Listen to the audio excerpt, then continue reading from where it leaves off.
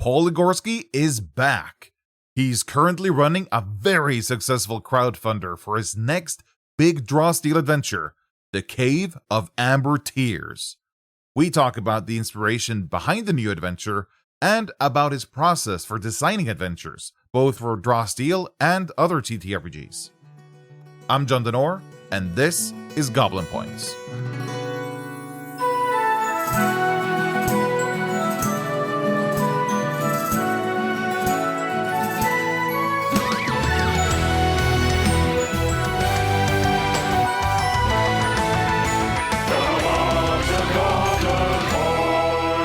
Welcome back to Goblin Points, Paul Ligorski.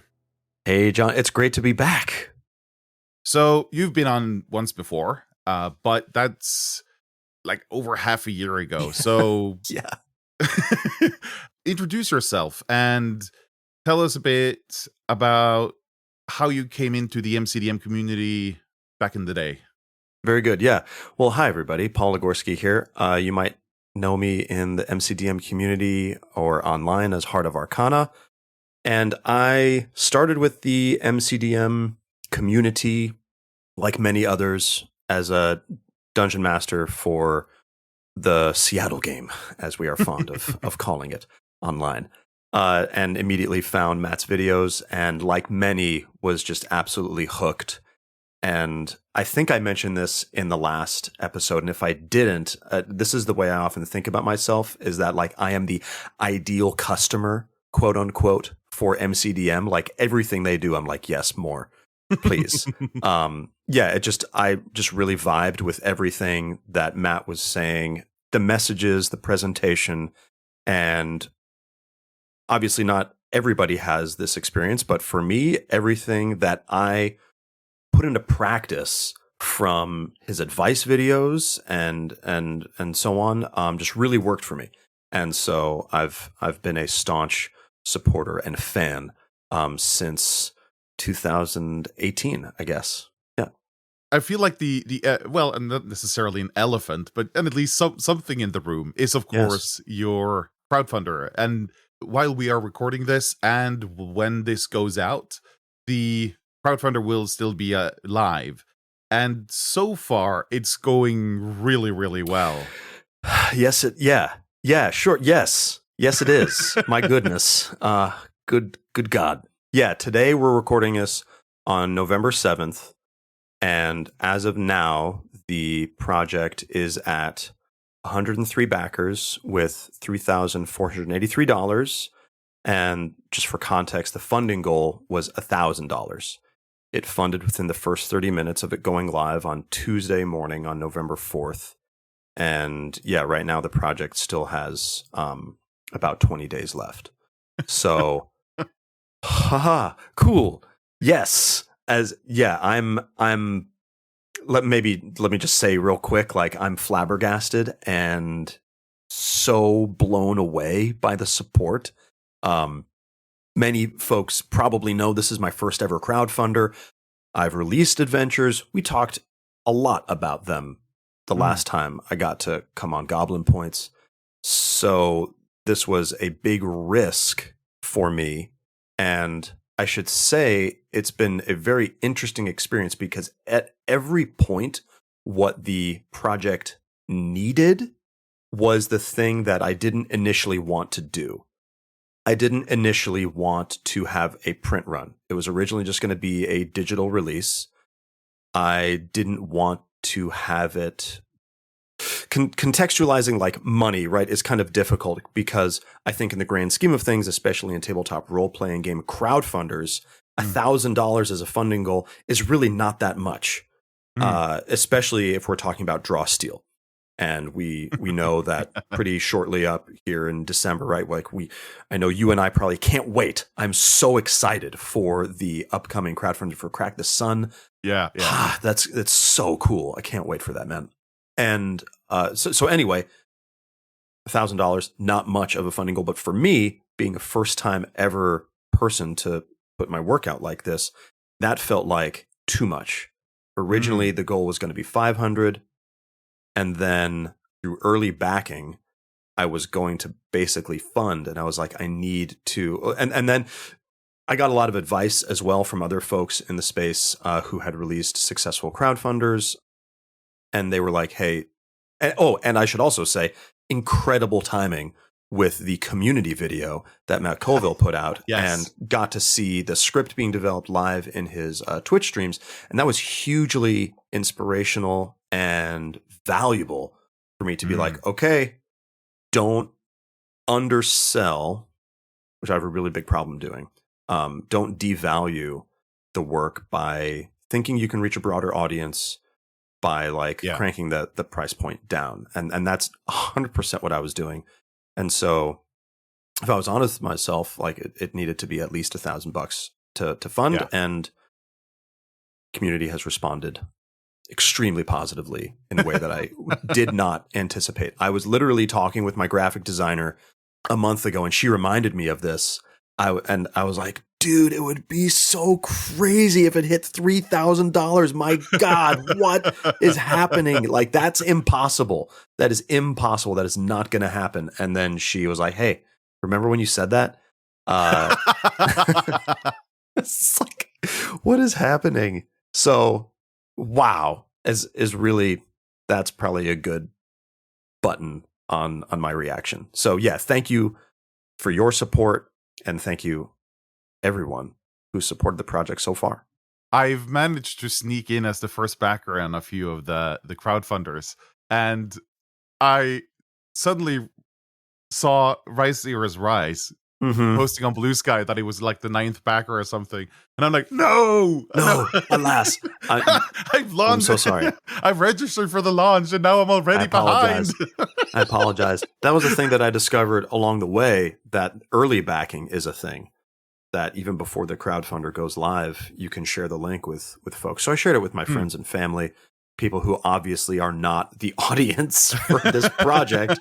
But I was like, hey, if you want to support this weird hobby of mine, this weird passion, like all-consuming thing that my life is all about, they don't understand it. They're like, I don't know what this is, but here you go, buddy. Thanks. Thank you. I have to apologize for I don't know what I should call it, calling you out. Not at all. Where's my invite link? Okay. I did so in Blue Sky, and it worked because you posted a link that I could use. I'll take that feedback. And the next crowdfunder, which I've been thinking about, and this is maybe dangerous territory. So I can talk about it briefly. There's not a lot to share about it, but Shuv, who folks might know as the Red Hand of DM or Tabletop Nonsense Verse, the mastermind behind the Blacksmiths Guild fanzine for Draw Steel, he and I are going to be launching a crowdfunder in the spring. Wow, nice. So that's really exciting, and I'll talk to him and we'll share the link with you first. When Ananam was launching the Boggits crowdfunder, yes, he asked me if I wanted to write a quest for the crowdfunder. Oh yeah, and we ended up talking a bit back and forth, and he tested one of those preview links that you can get for the crowdfunder, and he asked me, "Does this work?" And it did work. And of course, when I was let in, it worked so well that I just backed immediately. And he texted me back, "Wait, is this you?" You gave me a backing button. I couldn't help but press it. Guilty as charged. Yes. With Cave of the Amber Tears. Cave of Amber Tears. Yeah. Yes. You have 2 collaborators. It's Justin McElroy on doing art. Yes. So the team so far, my graphic designer, her name is Nicole. She is uniquely an outsider to tabletop role-playing games. Has come from corporate background of graphic design, but is hugely in love with all tabletop art. And so comes with a very, very refined aesthetic for graphic design. And it's been really incredible to see her previews, because she's like, why is everything in like these narrow 2-column formats? And like, that's stupid. Why? And I was like, yeah, I don't know why that is that way either. Maybe because like page count and everything like that, probably. Space is limited, everything like that. She's like, we're going to do things differently. I was like, all right, dude, rock and roll. That sounds great. I love the ideas. So she's my graphic designer. And Justin McElroy, who goes by Thoughtographic on Blue Sky and Instagram. I saw his work on Blue Sky. I've been following him for a really long time. He has this incredible sketch of Godzilla that I was like, oh my God, that is so cool. And I followed him and just reached out one day when I was developing the idea for doing a print product for Cave of Amber Tears. This was even before I thought I would potentially even go to crowdfunding. And I'm just like, hey, can I commission you for a piece? He's like, yeah, cool. Sounds good. What do you want? And so he started working on what would eventually become the cover for the product. When you launched, you didn't even have any stretch goals listed. Nope. It just said coming soon. Coming soon. Yeah. Yeah. And that's, so in my mind, I knew professional cartography would be the stretch goal, like the only stretch goal that I like definitively had. And I've been talking, so you and I were, chatting very briefly before we started recording, but an individual who I think I really need to mention and shout out with a lot of gratitude is my friend Steven Alexander, who's the designer behind Huckleberry, a Weird West RPG, whose project just finished crowdfunding, immensely successful, finished funding with like $57,000. We've been chatting about like, what is the purpose of stretch goals? In the past, I think maybe as short as 5 years ago, but definitely, has declined since, is that stretch goals used to incentivize more participation in crowdfunders and potentially even get people to modify their pledge to be like, cool, I'm going to fund more. Like, I'm going to adjust my funding amount because I want this project to hit that stretch goal. Right. And that doesn't seem to happen anymore. Interesting. That people back because they want to be part of the project, but they backed already at the thing they wanted. Maybe there's a chance that a person is like, okay, I miscalculated my budget and I have to lower my pledge, or I have to cancel my pledge, or the opposite. I miscalculated in the good way, and I've got more cash to give you. And it turns out I really want those physical rewards. So I'm going to increase my spend. But it doesn't seem that stretch goals, at least as far as I can tell, and I'm by no means an expert, really influence the trajectory of a crowdfunder. It's kind of something that is included now because it's supposed to be included. But like, for example, Pesto, when he did his Kobolds, no stretch goals, right? Right, yeah. Clean, to the point. This is what he's doing.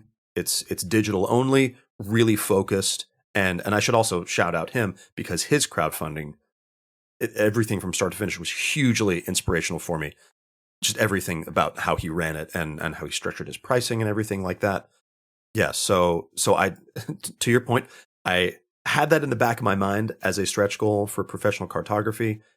And then, because that funding amount was hit so quickly, like, well, let me think about this. And what else could the project benefit from? I was like, oh, cool. Okay. Let me take a page out of the Boggets of Kingsmire crowdfunder and throw in a little ancestry. So that's where we're at right now. Only one more stretch goal at $4,000. I'll include this ancestry, the dwarves from the Wandering Manifold, known as the Sleeping Lands. Nice. Yeah. And those are connected, by the way, because you're an early backer, pass now, but folks that backed within the first 48 hours, you're going to get this supplementary PDF called The Reliquaries of Orvab the Handless. And Orvab is a long dead archfey, but his body has been chopped up and distributed and now resides in these reliquaries. And I'm totally ripping off an idea from Akira. Have you ever read or seen Akira? No, only heard of. Okay. So then I will not spoil it for you, because it should go on that long list that we were talking about that you have of films. But anyway, I won't say anything else about how it's ripping off Akira. But if you know, you probably know.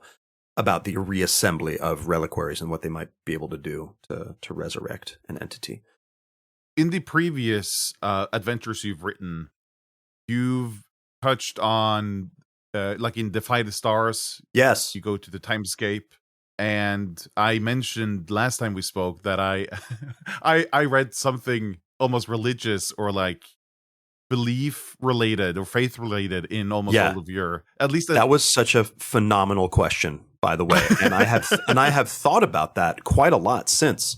Oh, interesting. Absolutely. It really caused me to not necessarily pause and reflect and like re-examine my own self, but just think about like, oh, what is this nature of mine to want to gravitate towards that. So yes. Yeah, please.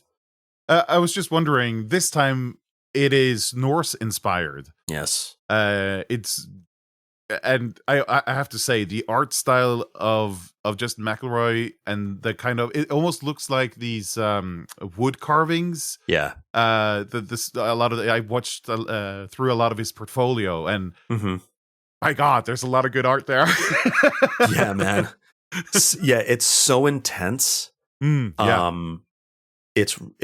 I totally know what you mean in terms of like it almost looks like woodcut prints. Yeah. Because of, it looks like his pen marks look like the carvings that you would then print on like a lithograph or something like that. Yeah, so his style is so distinct, and obviously that's really what drew me to it. Yeah.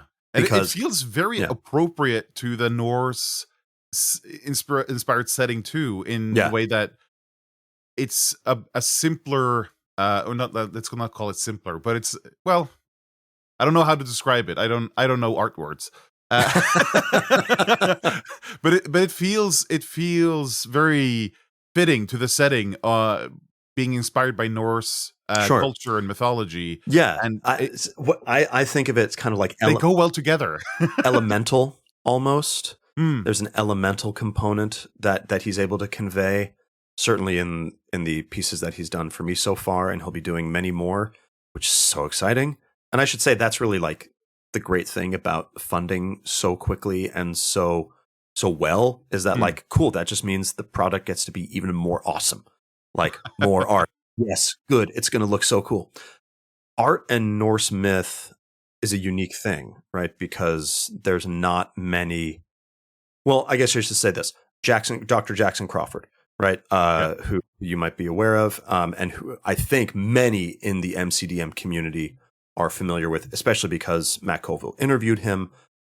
He has gone on record to say, that like to call for new art to represent the Norse pantheon and the stories of Norse myth. And I took that to heart. And I was like, cool, let's get some fresh, not necessarily illustrations of the gods or anything like that, but new individuals coming to the table. But he also really helped me disabuse myself of many of the modern, I think, errors of understanding what is and what is not truly Old Norse. That the symbols like Vegvisir, those wards, that those, not that they are not Viking, but they are not Old Norse, because they were illustrated during the Christian period. Yeah, and so what I really attempted to do was source any art that is of Viking origin, that is rather of Old Norse origin. I tried to make it as authentic as possible. So shout out to Project Gelmir, who are, I'm not going to attempt to pronounce their names, but for folks listening, if they want to check it out, just go to gelmir.com. And what they do is essentially they will examine real Old Norse artifacts, carvings, etc., and then utilize those periods of design language, and then attempt to create digital versions of them. So if you go to the crowdfunding page too, you can see the story headers of each of the crowdfunder are those all those motifs are Old Norse. So yeah, I guess that's just really important to me, to have it feel authentic and in such a way that is, and John, you being where you are from in the world, I imagine are deeply familiar with all of this, because it's the background, not assuming that it's your individual background, but it is at least the background, the cultural topography, if you will, of where you generally reside. Yeah. And the Viking theme too, I think, is really well trodden. It's like, I don't want to just do another Viking thing. If I think about you told me I can go on tangents, and we're clearly going on a tangent now. So sorry, we'll loop back in a second. But if I think about what does Norse myth mean to me, when I really read Norse myth, it's not MCU like Thor being silly. It's not Mjolnir. It's weird stuff. It's stuff that doesn't follow logic. And I think what happens so often, oh man, I have a soapbox apparently, that especially in the United States, when we think of Vikings, we try, or the Norse pantheon especially, we try to impose the dramatic stories of the Roman and Greek pantheon onto the Norse pantheon. Right? Where it's like, Hera was mad at Zeus because he, was a philanderer, and Zeus turned into a cow or a bull, and but at least there's logic. There's this thing happened, and this thing happened, and this thing happened, and it's cool. I can follow that sequence. Norse myth, things don't really work that way. They're weird, right? In the adventure, there's a demigod. Specifically, his name is Kvasir. It's the demigod of mead and poetry, and Odin kills him, and they make him they spit into this jar to create him originally, and then he uses his blood to create the mead of poetry and all this stuff, and it's all weird. And the word I'm looking for really is numinous. Friend of MCDM, and probably people watching your channel also know of Dale Kingsmill, and she talks about this in how to design a pantheon, what are the elements and features that should be essential, and the numinous is really what is translated to me from Norse myth, and that, if anything, is what I've attempted to bring forward in my honoring of Norse myth, trying to, right? I'm an outsider to that culture. That's not my historical background.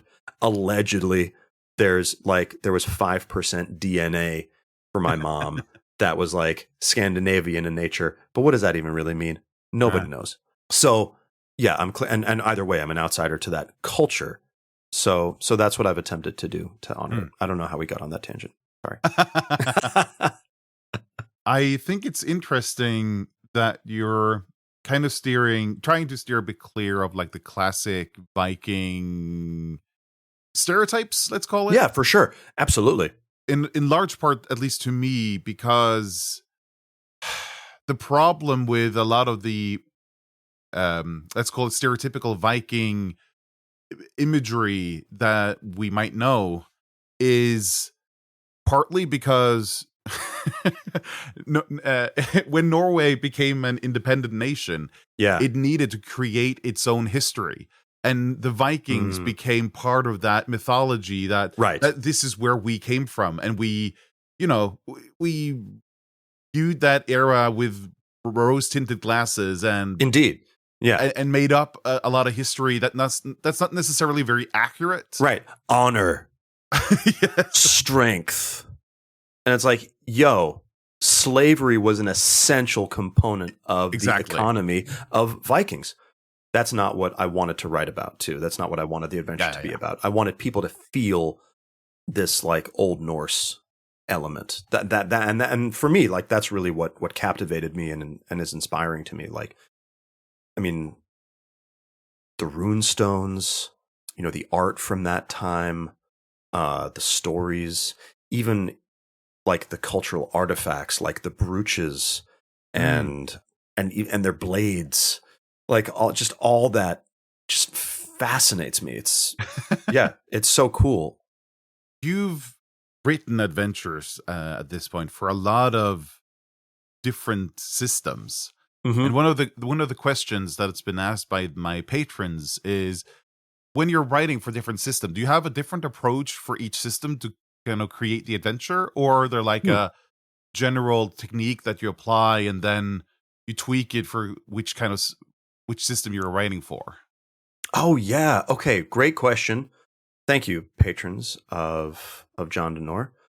I guess. Well, short answer, yes. But I think it's important to acknowledge for me that when I started writing TTRPG adventures, I didn't know what the heck I was doing. So I didn't know that, hey, this system maybe needs a different approach because the system is about something different than this other system. And I think that probably the best example of that is the adventure I wrote for the Cypher system, because Cypher system, which was almost going to be one of my recommendations, by the way. Go play Cypher system. Okay, but that's not an official recommendation.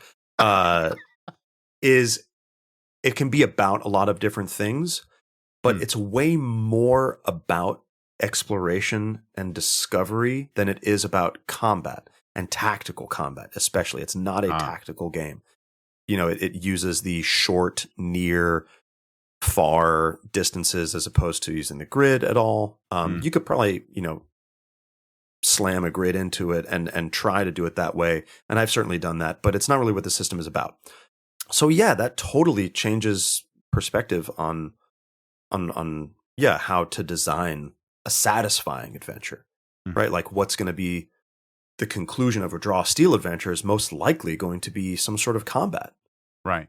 All right. There's going to be high stakes combat because that's what partly draw steal is about. It's about fighting monsters. And good. I want to write that. That sounds fun. Yeah, Cypher is not about that. I would say if I went back now and wrote a Cypher system adventure or wrote a different system, I would know a lot more. I've learned a lot about how to write adventures. Obviously, still learning a lot too. But yeah, I would say when I first started out, I was like, I have no idea what I'm doing, and so I took a lot of the lessons that had been baked into me from the Seattle game and D20 Fantasy at large, and was kind of trying to smush them into a different system. Right. And I would be like, why is this not working? And eventually learn is like, oh yeah, because that game is about these other things and this game is about this other thing. So yeah, so I guess I have to say too, like I really love Draw Steal. Obviously I'm all in on Draw Steal. It's for me, it's the most captivating TTRPG that I've played in a long time. The art, the stories of the lore and the system itself just is so fun to write and design for. And I think I know that might prove to be false, but I think I know what to write for, like what does a Draw Steal adventure need? I think I know what it needs. All right. Okay. Yeah. One of the questions that's also asked is whether Draw Steal is easier or harder to design for than the other systems you've written for. Oh, okay. Really curious. I can say for sure compared to the Seattle game, Draw Steal's way easier. Oh, interesting. So much easier. So much more fun too. And it's just because everything is presented up front. I don't want to talk too much about the Seattle game. Sure. But things are convoluted in monster design. What the heck does challenge rating actually mean? And it's so finicky. It goes back to a lot of the lessons that I've been like gathering from Matt's videos and the revelations that came from the elusive shift, which is so true that like, okay, cool. If you and I play a game of Draw Steal right now and I run a game for you, that's a totally different game than if I run Draw Steal for like 5 people in person. Yeah. Which is also a totally different game than if I run it for 5 people online. Yeah. Yeah. And 5 people that have played Draw Steal like 10 times before. It's so different. Yeah, it's just so easy to and it's just so I don't know. Actually, let me really think about that for a second. Like when I say easy, I don't mean that it takes no effort. It takes effort to design a monster well, I think. It takes effort to do all those elements, because there are different monster roles. Okay, what is this role about? How can these abilities support and reinforce that fantasy? For example, the Hexer class, right? Or the Hexer monster Roll, yeah. right? Monster role. Thank you. Yeah, when it's like, okay, this is somebody who's at at range, probably using magic. Okay, cool. So got to bake that into the design. But then how can it be interesting too? What are the effects? What are the potencies you can involve? What are the unique abilities that this monster has? So it's not necessarily easy, but I've found it's easier because I'm just so inspired. I got to say, I don't know if that's a satisfying answer to the question. And I apologize to your asker, to the person who came up with the question. It's I guess I'm grappling with it right now. I don't know necessarily if it is easier or necessarily why, but I think probably it feels easier. It feels easier. And I think Draw Steel is just generally a really well-designed game. I can say, just to before we move on to the next question, because I'm thinking about this, that a game like Mouse Ritter, for which I've written, a small handful of stuff, way easier, literally easier to design for, because there's so fewer rules, and it's meant to be a very open system game, that it's like, you don't have as many strict boundaries like Draw Steel does. So I think on that note of it, it is easier to design for, but it's not, I will say this, it's not as satisfying. I was wondering, as someone who's writing something like a short adventure that's going to be published at some point, whether the fact that there are that the montage tests and negotiations are a prominent part of the rules, alongside combat. Combat is, of course, like the biggest part of the the rules, easily the star of the show. Yeah. But is it easier? Is it a help that there are other systems to kind of rely on to kind of bounce off of when you're writing the adventure? That, okay, I don't want like 3 combats in a row here, right? But I have these 2 other systems that I can employ instead, without having to kind of reinvent or invent a completely new sub system for myself or this adventure. For sure. Yeah, those offer, it's a rich tapestry of options that fit in. And I don't know, I think it's really fun as well to design negotiations and design montage tests. Those are in my experience so far just as fun to design as combats. Yeah, especially when the stakes are high. So you mentioned To Defy the Stars, which is coming out today, in fact. The premise of that quest is that everything's at the high difficulty level.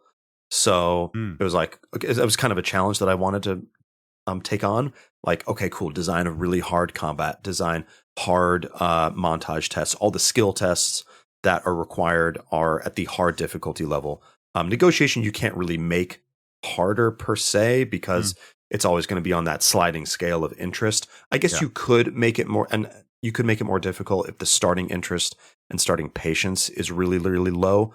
But I didn't want to make it like impossible, like starting interest and patience of 0, because that would be just, I think, unfun. Oh my gosh, I lost the thread. Montage test negotiations. Yes, they're just as they help, and they're fun. And I think, the system is better served because it has those elements. But that doesn't necessarily mean that writing adventure for another system doesn't require you to be creative. And similarly with Draw Steel, even though there are those elements to utilize, it still doesn't mean that, like, you still got to kind of know what you're doing, right? You still have to have a vision in your mind. It still needs to reach a satisfying conclusion. It can't just be, all right, here's a montage test, here's a negotiation, here's a combat. Done. There needs to be stakes. You need to communicate effectively. through your writing so that the director knows what the heck is going on too. So yeah, they're helpful, but they're not the be all end all, I guess. Right. This is another patron question. Hmm. Do you see Draw Steel opening for new types of storytelling or tactical play that other systems can't? New types of stories and tactical play that other systems can't. Yeah, maybe. I don't know. It's been interesting to see systems get hacked and presented in ways that the original designers did not intend. I'm thinking about one system in particular, Mothership system, which has been used for a variety of things. So yeah, maybe that's an interesting question, and we'll find out together, won't we? But I suppose that I don't know. I think it's possible that the power roll is utilized for other systems, or rather, there's like a hack of Draw Steel that uses the power roll to tell a different kind of story than is currently being told, as far as I can tell, in Draw Steel games, which is that cinematic, heroic fantasy tactical games. I don't know. Who can say? Who can say? I hope so. Rather, maybe that's a better answer. I hope so. Sure. Because to talk about the Cypher system again for a second, that system, because it's so flexible, has allowed for many different genres to emerge. So they have like a superhero fantasy style for the Cypher system. They have a sci fantasy version for the Cypher system. They have horror because the system itself does not necessarily reinforce any specific kind of fantasy. It's just a mechanical framework through which you can have fun with TTRPGs. And I suppose Draw Steel is the same. That the power roll, that fundamental resolution mechanic, can enable other kinds of stories, but I don't think that the mechanic of victories and recoveries and the the respite, right, like that system within Draw Steel, I think that is explicitly heroic, right? So I think if you were to do away with that part of the system, then I think you could really tell different kinds of stories that weren't just about heroic stakes. I've also received a few questions about encounter design, actually. Okay. When you build encounters, do you build them around story beats, or is there like a theme you want the encounter to have, or mechanics or imagery? And they even suggest maybe rule of cool. Oh, interesting. How do I build encounters, I guess is like the heart of the question. Okay, so I just recently saw, are you familiar with Luis Carrazzo? If you watched EXU Calamity, he plays a character in that Critical Role series. But he was just interviewed by Brendan Lee Mulligan on his, I forget the name of the little segment, but right, a contested role or something like that, where the guest argues one point and then Brennan intentionally, whether he agrees with it or not, argues like the opposite point. And so Luis Carrazzo was talking about Rule of Cool and says, and kind of a hot take, he's like, it's lazy. I've seen a clip of this. Have you seen it? Yeah, it's really, I think, valuable and worth watching. And it's certainly challenging me because I think generally as a director, as a GM, I am totally in favor of Rule of Cool because I just want to have fun. But when it comes to writing adventures, I don't do Rule of Cool. It's all about utilizing the boundaries and the framework of the system to create something meaningful. And I would say as well that I hate random encounters. Okay, yeah. So that's kind of already an answer to the question.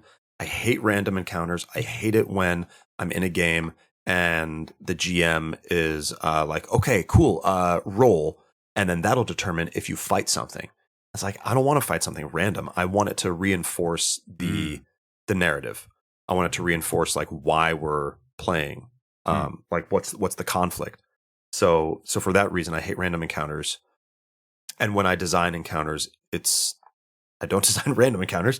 And it's indeed either about, it's either advancing the story or setting a scene. Right. Setting a vibe, setting a tone.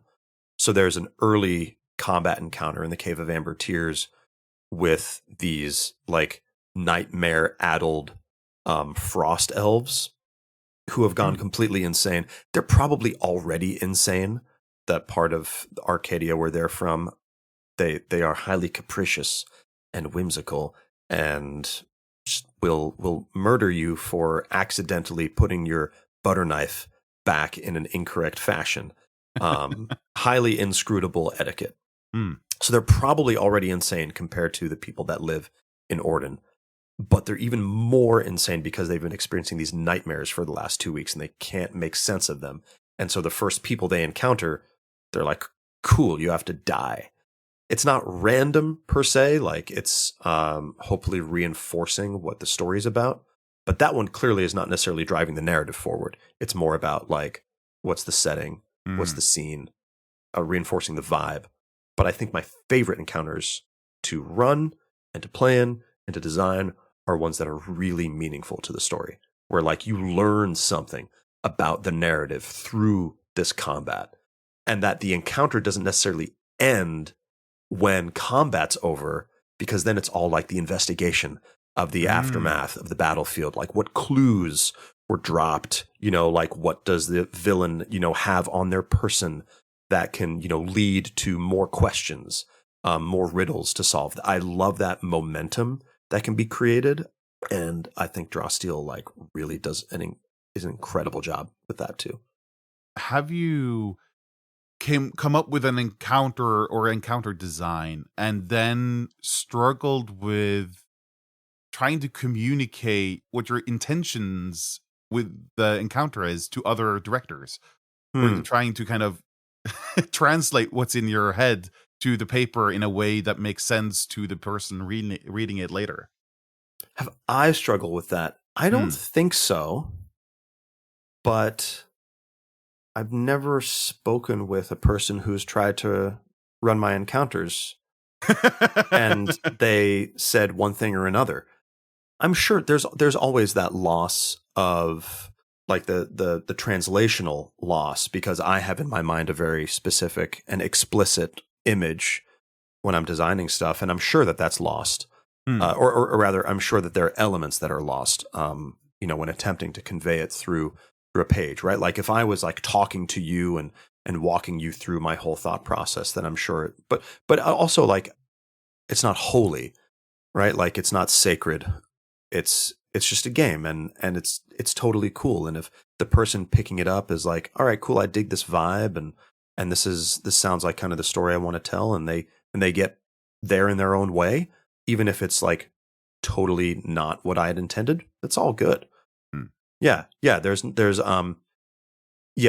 nothing that I hold like sacred or divine about like the text must be followed. And I know for me, I totally like disregard when I'm reading adventures. If I don't like something, I'm like, I'm going to change that immediately. I'm very like fast and loose. The only time I guess I'm ever like careful with that is about balance. Hoping, right? Like theoretically the design, or rather hoping the encounter, if we're talking about like combat encounters specifically, my hope is that it's been tested. Right. And so, hey, this person writing this adventure told me that these are the number of people that I'm supposed to have in my party. And if we're talking about draw steel, before entering this encounter, this combat encounter, they should have X number of victories. Or hopefully what they've done is they've given me options. Hey, I'm coming into this encounter with 4 heroes instead of 5, and they have 1 victory instead of 3. What do I do? Right. And that I've seen that be the norm in a lot of the third party design, and it's definitely something I'm including myself, because I want a director to be able to be modular with it, where it's like I intended for 5 people, but 1 couldn't show up, and hey, it turns out we skipped this part of the adventure, so they're not flush with victories. Here's no problem, all good. We've got solutions for you. Yeah. Is there something you do as part of the adventure design where the adventure goes from being design and mechanics into something that's more of a sellable product? Is there a process that the adventure has to go through there, or is it just kind of happen along the way? That's a very interesting and broad question. It's like, how do you design adventures? And I think there's no one answer. So last time we chatted, we talked a little bit about the community of games that I run called Tales from the Tavern.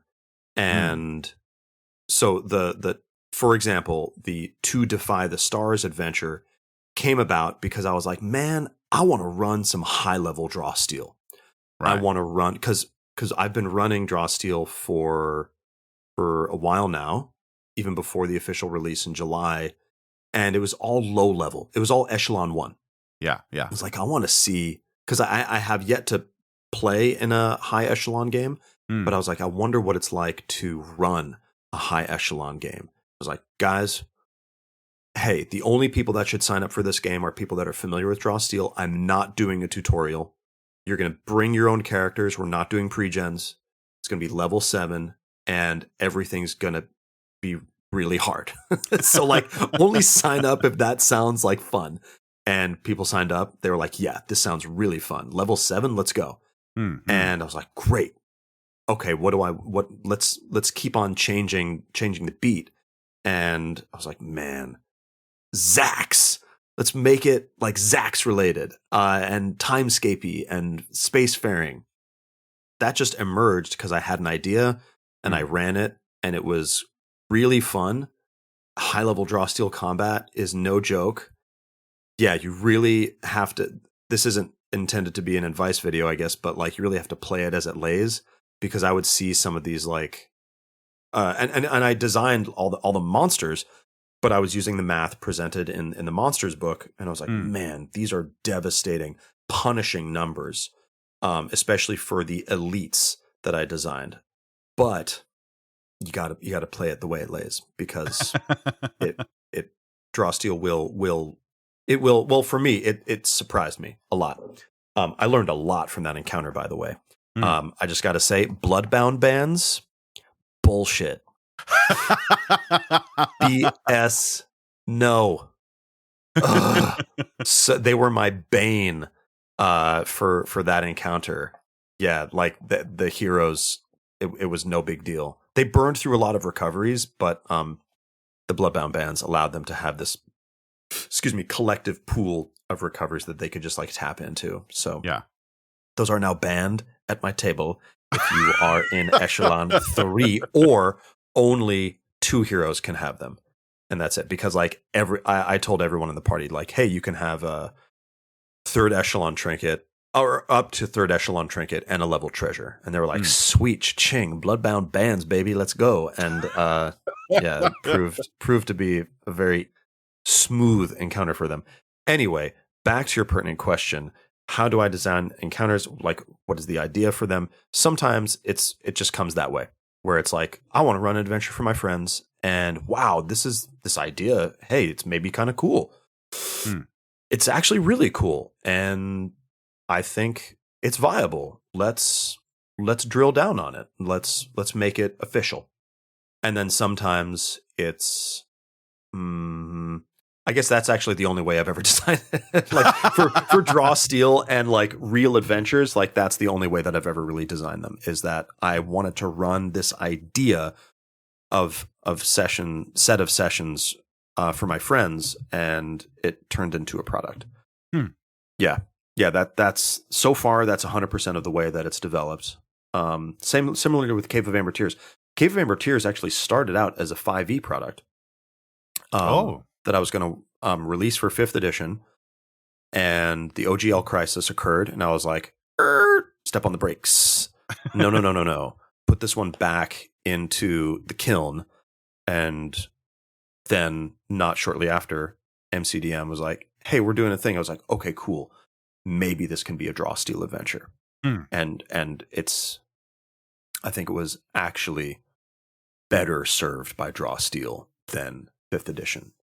There's a negotiation that occurs pretty early on in the adventure that was very challenging for me to. So to a point of your earlier question, that translation distance between the person writing and the director running, there was no way I could wrap my head around this, like, one encounter, but I felt like it was really important and made sense. And basically the heroes are like confronted with the village guard at the entrance to the burial mound, and no one's supposed to go in the burial mound, and the village guard is supposed to like prevent you from going in.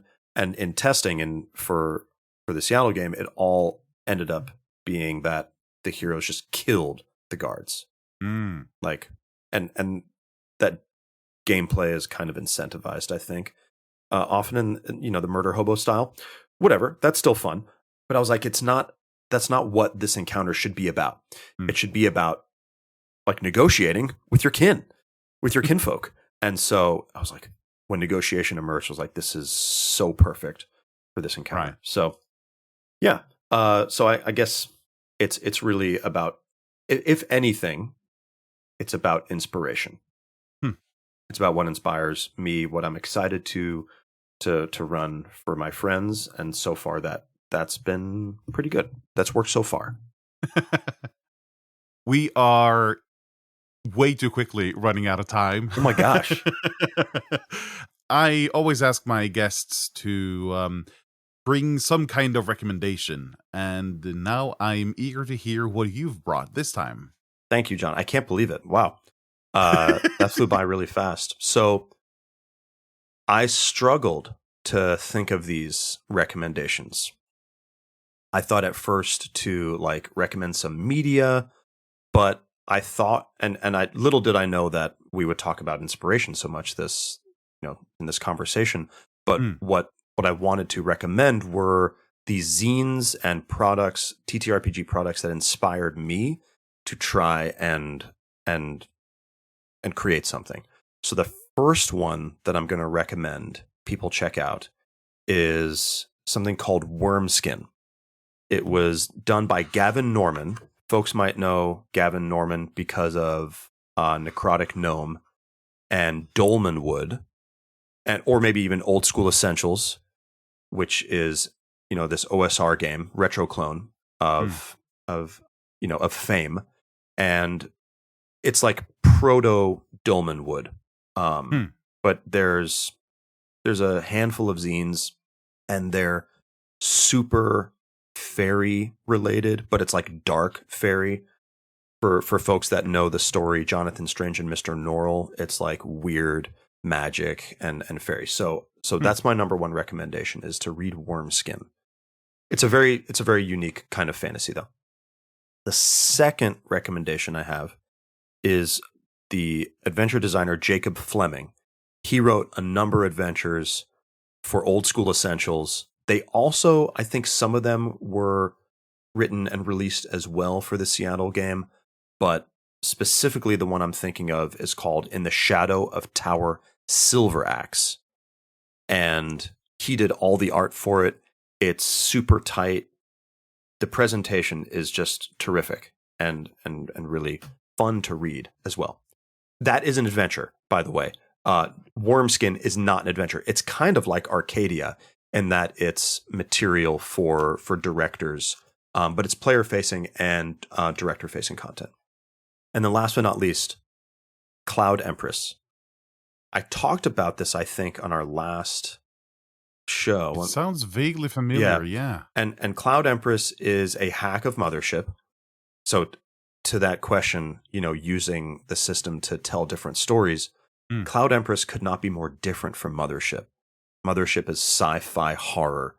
This is sci-fantasy melancholy more than horror. It's extremely beautiful and bleak and rich at the same time. The art is, I can't really say too much about it because I really would actually like, if of all the three recommendations, that's the one that I would recommend the most.